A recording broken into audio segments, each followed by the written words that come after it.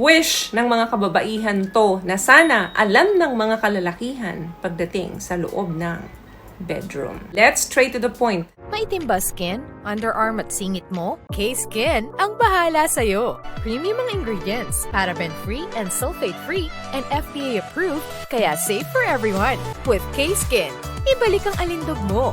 Huwag nang magpahuli.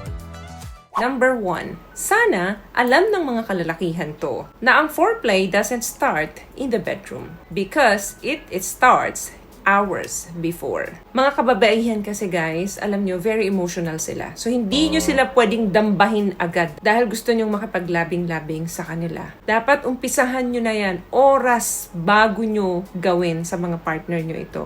Umpisahan nyo na yung mga sweet texts, simpleng yakap sa kanila without expectations. Tulungan yung isolve yung mga mental load nila everyday. Kailangan mag-create ka ng emotional safety para sa kanya para ma-turn on yung desire niya bago pa man mangyari sa inyo yon nung gabing yon. Dapat mag-umpisa kayo na lambingin nyo yung babae nyo, pagsilbihan nyo yung partner nyo muna. Kailangan maging sweet muna kayo sa kanila. Parang ligawan nyo muna sila panandalian since may kailangan naman kayo maya-maya sa kanila. Di ito yung basta lang nakakalabitin nyo yung mga partner ninyo, then signal na yon dapat game na siya. Hindi po ganun yon. Kasi kapag ganun kalabit ang sistema nyo, asahan nyo, hindi happy yung mga partner nyo. Remember, hindi tulad ng mga kalalakihan ang mga kababaihan. Na ang kalalakihan is nagbe-base yan sa nakikita nila. Once na nakakita ng hubad na katawan yan, sexing babae, ayan na, si Junjun. Kasi ang mga kalalakihan, they are visual creatures. Ang mga kababaihan is different po. Nag-uumpisa yan sa emotional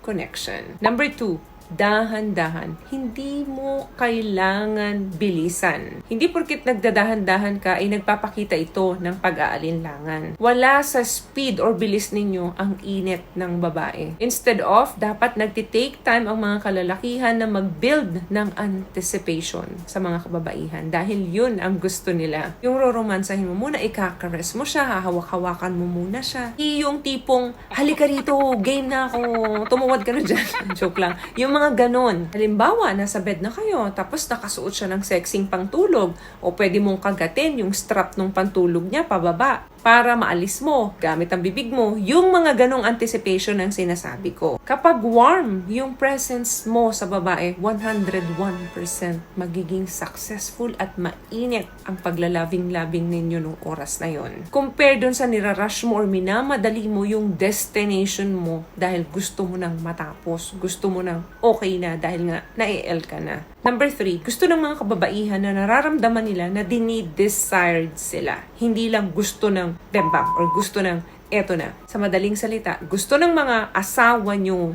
na pinagdanasaan nyo sila. Kinikrave nyo sila. Malaki po kasi yung pagkakaiba ng definition na yung partner mo who wants to have sex with you and yung partner na deeply desires mo. Hindi dapat nararamdaman ng babae na physical outlet sila or pag nakaraos ka, tapos na. Dapat nararamdaman nila yung engagement between you. Kasi kapag ganyan, yung confidence ng babae tumataas. At once nang tumaas ang confidence ng babae, maraming ibubuga yan. What I love about this product, itong No More Dark Secret ng K-Skin, bukod sa may advanced whitening na siya na kung saan pwede niyang matulungan na pumuti yung mga singit-singit mo, moisturizing, meron siyang anti-irritation, antibacterial, maintain healthy pH level. Hindi lang pambabae, meron din po tayong pang lalaki. Another thing, predictability kills the spark.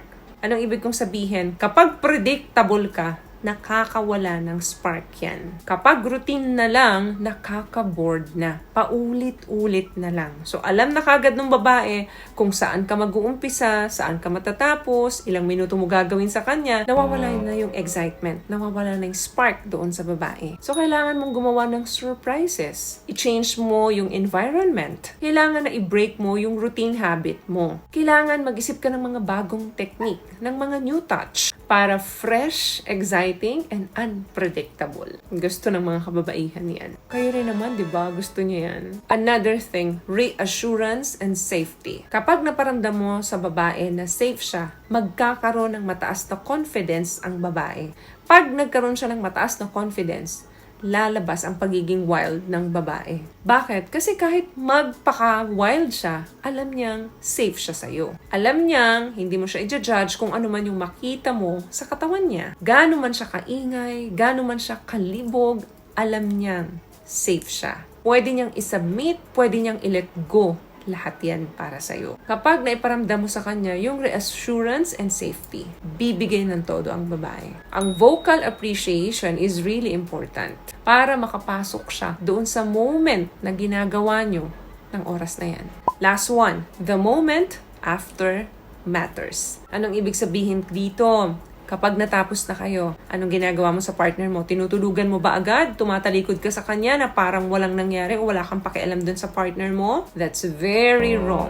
Hindi magandang gawain ng isang tunay na lalaki yan. Ang intimacy, hindi dapat nagtatapos yan dahil nag-climax kayo. Dapat nandun pa rin yung paghawak, yung pagyakap sa partner nyo kahit natapos na kayo. Staying present, hindi yung tulog agad at hilik agad pagkatapos. Andun dapat ang aftercare. And sharing nung post-intimacy ninyo. Kailangan ma-seal mo yung emotional connections doon sa partner mo. Dapat maiparamdam mo sa kanya na na-cherish mo siya kesa na-use mo siya. So, may nakuha ka bang tips sa mga napag-usapan natin ngayon? At kung nagustuhan mong ating video, please give it a thumbs up, comment down below. Thank you for subscribing and thank you for sharing this video. Always love yourself and be a blessing. Bye!